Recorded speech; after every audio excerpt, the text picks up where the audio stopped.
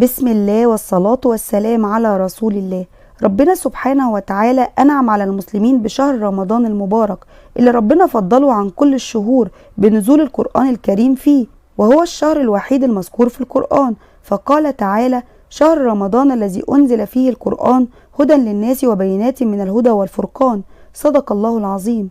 وصوم رمضان من أعظم أسباب مغفرة الذنوب وتكفير السيئات، ففي الصحيحين عن أبي هريرة رضي الله عنه أن النبي صلى الله عليه وسلم قال: من صام رمضان إيمانا واحتسابا غفر له ما تقدم من ذنبه وما تأخر، أي إيمانا بأن الله فرض الصوم عليه واحتسابا للأجر والمثوبة منه سبحانه. قد كان النبي صلى الله عليه وسلم يبشر أصحابه بقدومه ويحفزهم لذلك، فقد روى أبو هريرة رضي الله عنه أن النبي صلى الله عليه وسلم قال: آتاكم شهر رمضان شهر مبارك فرض الله عليكم صيامه، تفتح فيه أبواب السماء وتغلق فيه أبواب الجحيم وتغل فيه مردة الشياطين، لله فيه ليلة خير من 1000 شهر، من حرم خيرها فقد حرم.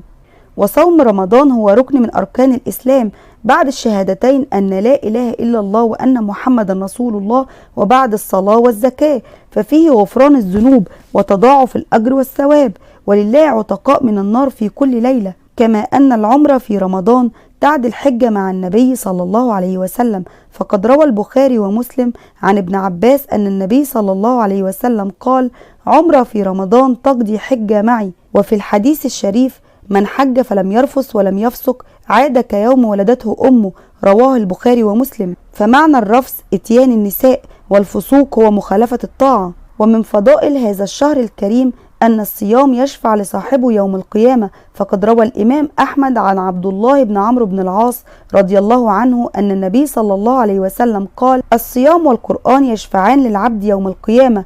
يقول الصيام: أي ربي منعته الطعام والشهوات بالنهار فشفعني فيه، ويقول القرآن: منعته النوم بالليل فشفعني فيه، قال: فيشفعان. والصوم سبب في سعادة الدارين، فعن أبي هريرة رضي الله عنه أن النبي صلى الله عليه وسلم قال: للصائم فرحتان، فرحة عند فطره وفرحة عند لقاء ربه. وعن أبي سعيد الخدري رضي الله عنه قال: سمعت النبي صلى الله عليه وسلم يقول: من صام يوما في سبيل الله بعد الله وجهه عن النار 70 خريفا. وقوله صلى الله عليه وسلم: خلوف فم الصائم أطيب عند الله من ريح المسك. خلوف فم الصائم أي الرائحة المنبعثة من فمه نتيجة خلو المعدة من الطعام أطيب عند الله تعالى من ريح المسك. فهذه الرائحة إن كانت مكروهة عند الخلق إلا إنها محبوبة عند الله جل وعلا، لأنها من آثار العبادة والطاعة. وورد أن الصوم سبيل من سبل الجنة وباب من أبوابها، فقد روى النسائي عن أبي أمامة رضي الله عنه أنه قال: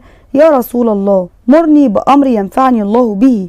قال: عليك بالصوم فإنه لا مثل له. فبين عليه الصلاة والسلام أنه لا شيء مثل الصوم يقرب العبد من ربه. وأخبرنا المصطفى صلى الله عليه وسلم أن في الجنة بابا خاصا بالصائمين، وهو باب الريان لا يدخل منه غيرهم. إن في الجنة بابا يقال له الريان، يدخل منه الصائمون يوم القيامة. فإذا أقبل علينا شهر رمضان علينا أن نتذكر هذه النعمة العظيمة التي من الله بها علينا، أن بلغنا هذا الشهر الكريم وكتب لنا الحياة أن نصوم مرة أخرى. فكم من قلوب حنت واشتاقت للقاء هذا الشهر الكريم، لكن انقطع بها القدر وهم تحت الثرى. فقل: اللهم لك الحمد أن بلغتني رمضان، فكلما شكرت الله على نعمه زادك الله من واسع فضله، لئن شكرتم لأزيدنكم. تذكر أن بحلول رمضان حال أناس حال بينهم وبين الصيام والقيام الأمراض والأسقام، فاحمد الله أن رزقك الصحة والعافية، واسأله أن يعينك على طاعته وشكره وحسن عبادته واستغلال هذه الفرصة العظيمة. فشهر رمضان ينقضي بسرعة البرق. اعمل برنامج يومي للتقرب أكثر لله واستغلال كل ساعة من ساعات الشهر الكريم في أعمال الطاعات من صلاة وصدقة وقراءة القرآن. طب احنا ليه بنصوم ونتحمل آلام ومشقة الجوع والعطش؟ لأن الصوم عبادة عظيمة من أعظم العبادات التي نتقرب بها لله سبحانه وتعالى، فيها تهذيب للنفس وتدريبها على الإرادة والصبر. فالمقصود بالعبادة هو الاستسلام والامتثال لأوامر وفرض الله سبحانه وتعالى. وطالما أمرنا الله بشيء فمن المؤكد وراءه حكمة عظيمة وفوائد لا تعد ولا تحصى. سنبدأ بالفوائد الروحانية للصيام. الصوم يعلم المسلم الإخلاص في العمل ومراقبة الله سبحانه وتعالى، فالصوم عبادة السر بين العبد وربه، فبإمكان المسلم أن يفطر ولا يشعر به أحد، لكن هو يعلم علم اليقين أن الله سبحانه وتعالى يراه، لذلك اختص الله سبحانه وتعالى الصوم من بين سائر العبادات ولم يجعل لها جزاء محدد، فقال صلى الله عليه وسلم: كل عمل ابن آدم يضاعف، الحسنة 10 أمثالها إلى 700 ضعف.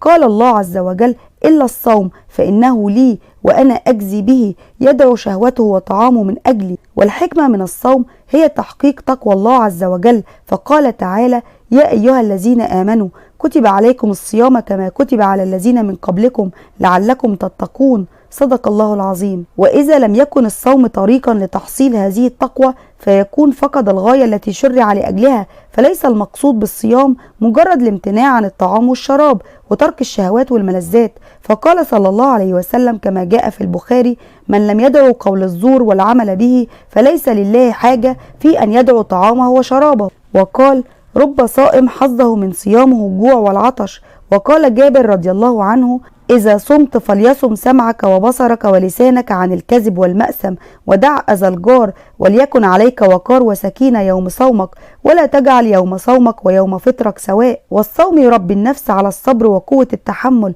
والإرادة، فيهذب النفس لما بعد رمضان وكبح جميع شهواتها، فالصوم نصف الصبر، والله تعالى يقول: إنما يوفى الصابرون أجرهم بغير حساب. والصوم يضيق مجاري الدم ويخمد نيران الشهوات ويقلل فرص إغواء الشيطان لابن آدم، فالشيطان يجري من ابن آدم مجرى الدم، لذلك قال النبي صلى الله عليه وسلم كما في الصحيح: الصوم جنة، أي وقاية يتقي به العبد الشهوات والمعاصي. لهذا أمر النبي من اشتدت عليه شهوة النكاح مع عدم قدرته فعليه بالصيام. ومن معاني الصوم أن يتذكر الصائم بصومه الجائعين والمحتاجين فيتألم لألمهم ويشعر بحرمانهم ومعاناتهم، فالغني يعطف على الفقير، فتجد في هذا الشهر الكريم الكل يتسابق لعمل الخير وعمل الخيام الرمضانية ومساعدة الفقراء لنيل عظيم الثواب والأجر من الله سبحانه وتعالى. وفي الصوم تربية للمجتمع كله ونشر الوحدة والمودة بين المسلمين،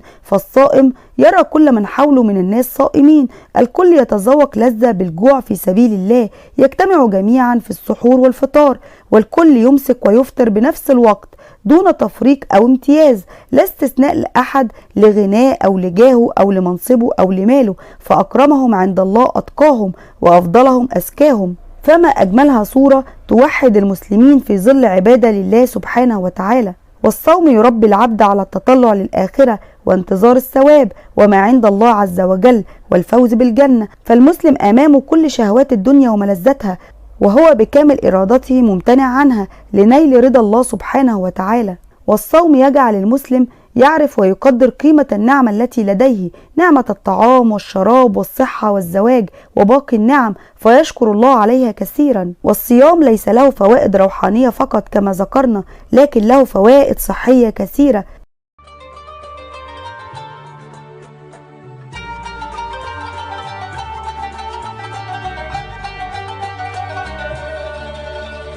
فرسولنا الكريم قالها نصيحة لنا من 1400 سنة، قال: صوموا تصحوا. فمن الفوائد الصحية للصيام: 1. الصيام بيعمل على المحافظة والسيطرة على مستوى السكر في الدم وبيقلل من مقاومة الأنسولين، عشان كده صيام شهر رمضان فرصة عظيمة للناس في مرحلة ما قبل السكري إنهم يتحولوا لأشخاص طبيعيين غير مصابين بالسكر، فالصيام بيحمي من خطر الإصابة بالسكر من النوع الثاني. 2. شهر رمضان فرصة عظيمة للحصول على وزن مثالي، ففي السنين الأخيرة آلاف الأبحاث والدراسات أوصت بالصيام المتقطع لصحة الجسم وخسارة الوزن. 3. الصيام بيساعد على التخلص من فضلات وسموم الجسم، وده هيساعد على تعزيز صحة الكبد والمناعة والوقاية من الالتهابات. 4. صحة القلب والشرايين، فالصيام بيساعد على التخلص من دهنيات الدم وتقليل الكوليسترول في الجسم وبيقلل من ارتفاع ضغط الدم. 5. الصيام بيعزز كمان من مناعة وصحة الجلد، ناس كتير لما بتعمل صيام متقطع بتلاحظ ان حب الشباب والدمام اللي عندها بتقل. عشان كده صيام شهر رمضان ليه نفس الفايدة ويمكن اكتر، لان في الصيام المتقطع انت مسموح لك بشرب الماء، لكن في صيام رمضان مش مسموح لك بالماء. فالامتناع عن الماء لفترة طويلة 14 او 15 ساعة ده هيساعد على تقليل نمو الميكروبات على البشرة. لكن طبعا شرب المية مهم جدا عشان بيحمي من جفاف الجلد وفوائد تانية كتير، فلازم نشرب مية كتير بعد الفطار. 6. الصيام علاج لمشاكل الجهاز الهضمي، لأن الصيام بيعمل على إراحة الجهاز الهضمي، فمرضى القولون بيرتاحوا جدا أثناء الصيام. 7. الصيام فرصة ذهبية للتخلص من إدمان التدخين أو الإكثار من الكافيين في القهوة والشاي. الصيام كمان بيساعد في تأخير الشيخوخة وبيعمل على إفراز هرمون النمو وتجديد خلايا الجسم وتنشيط خلايا الدماغ. تخيل كمان ان الدراسات والابحاث اثبتت ان الصيام بيحمي الجسم من الخلايا السرطانية. العالم الياباني ده اسمه يوشينوري اوسومي حصل على جائزة نوبل في الطب سنة 2016 بعد اكتشافه آلية مذهلة داخل الجسم اسمها الالتهام الذاتي اوتوفاجي. اكتشف ان اجسامنا عندها قدرة خارقة انها تقضي على السموم والخلايا التالفة وبتقوم بعملية تنظيف تام وبتتخلص من الخلايا التالفة وبتعيد تدوير مكوناتها لاستخدامها كمصدر طاقة. لكن المذهل بقى ان العملية دي مش بتشتغل بكامل قوتها الا في حالة تفعيل نظام غذائي معين وهو الصيام من 12 ل 17 ساعة. طب ازاي الصيام بيحفز نظام الالتهام الذاتي؟ لما مستوى الجلوكوز في الدم بينخفض أثناء الصيام الجسم بيبدأ يدور على مصادر طاقة بديلة زي الأحماض الدهنية، وهنا بتشتغل آلية الالتهام الذاتي بأقصى طاقتها وتبدأ الخلايا تتخلص من المخلفات والسموم المتراكمة وإصلاح أي تلف داخلي، وده بيساهم في تجديد الخلايا والحفاظ على صحة الأنسجة. ومن فوائد عملية الالتهام الذاتي أثناء الصيام: 1. تنظيف الجسم من السموم. أثناء الصيام الكبد بيشتغل بكفاءة أعلى في تكسير السموم والخلايا بتبدأ تتخلص من أي مخلفات ضارة، يعني ديتوكس طبيعي 100%. 2. تقليل الالتهابات وتعزيز المناعة.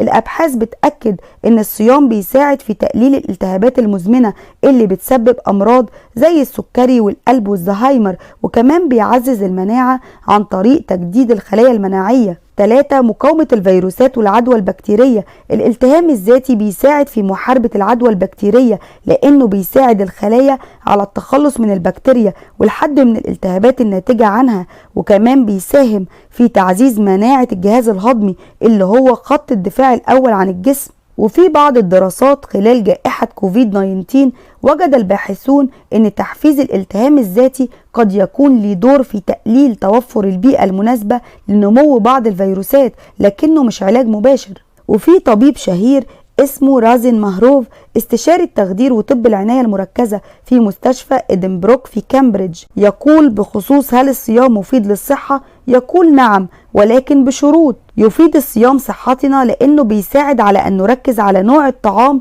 الذي نتناوله ومتى، وأن فترة الصيام لمدة شهر فترة جيدة، لكنه لا ينصح بالصيام لفترات أطول على نحو متواصل. ويقول لا يعد الصيام المستمر وسيلة جيدة لإنقاص الوزن على المدى الطويل، لأن الجسم سيتوقف عن تحويل الدهون إلى طاقة وبدلا من ذلك سيتحول إلى العضلات، وهو غير صحي، وهذا يعني أن الجسم يشعر بالجوع الشديد. فيقترح مهروف أن الصيام المتقطع باستثناء رمضان أو اتباع نظام غذائي 2 إلى 5، أي صيام اليومين في الأسبوع وسط أيام يتوافر فيها الغذاء الصحي، سيكون البديل الصحي أفضل من الصيام المستمر لعدة أشهر.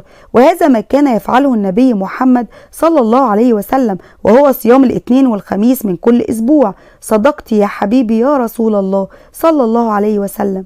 ويختتم مهروف كلامه ويقول ينبغي أن يسمح لك صيام رمضان إذا كان بالشكل الصحيح بتجديد إمداد الجسم بالطاقة يوميا، مما يعني أنك تستطيع إنقاص وزنك دون حرق أنسجة العضلات القيمة. وختاما، احنا كمسلمين بنصوم رمضان عبادة لله سبحانه وتعالى وامتثال لأوامره، ودايما أمر ربنا لينا بيكون وراءه حكمة عظيمة ومنفعة للإنسان وفوائد لا تعد ولا تحصى، وما زال العلم يثبتها يوما بعد يوم. فالحمد لله على نعمة الإسلام. اللهم أعنا على الصيام والقيام والذكر وقراءة القرآن، وثبتنا على توحيدك وسنة نبيك محمد صلى الله عليه وسلم، وأعنا على ذكرك وشكرك وحسن عبادتك.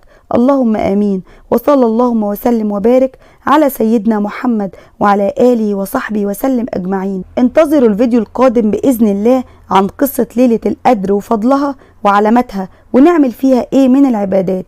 وفي ذلك فليتنافس المتنافسون. وكل عام وانتم طيبين وبخير ورمضان كريم، ودمتم في أمان الله. مع السلامة.